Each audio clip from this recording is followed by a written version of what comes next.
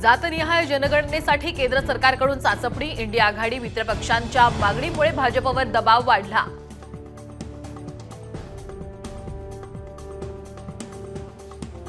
लाडक्या बहिणीला ओवाळणीची रक्कम वाढवून देणार, एकनाथ शिंदेंचं महिलांना आश्वासन.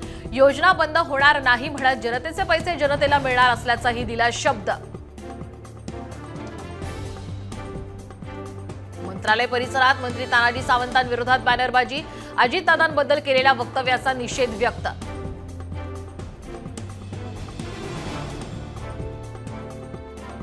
व्यावसायिक गॅस सिलेंडर 39 रुपयांनी महागलं तर घरगुती गॅस सिलेंडरच्या किमतीत वाढ नाही.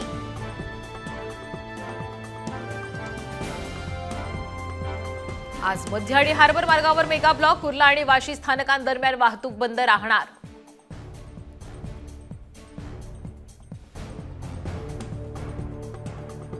यवतमाळ जिल्ह्यात विजांच्या गडगडाटासह जोरदार पाऊस, कपाशी पिकाला फटका तर वीज पुरवठा खंडित.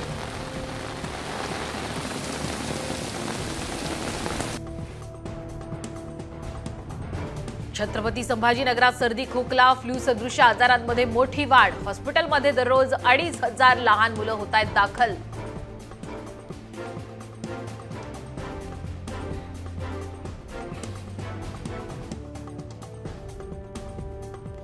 पंढरपुरात बैलपोळा सणाचा उत्साह, बैलांच्या रंगीबेरंगी सजावटीच्या साहित्याने दुकानं सजली, मात्र अनेक वस्तूंमध्ये 20% वाढ.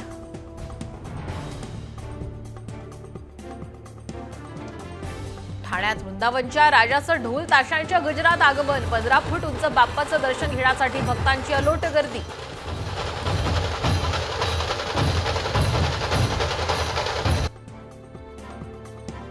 वेस्ट इंडिजचा खेळाडू डीजे ब्रावोनं केली निवृत्तीची घोषणा, T20 मालिकेतून घेणार संन्यास. CPL 2024 असेल शेवटची टुर्नामेंट.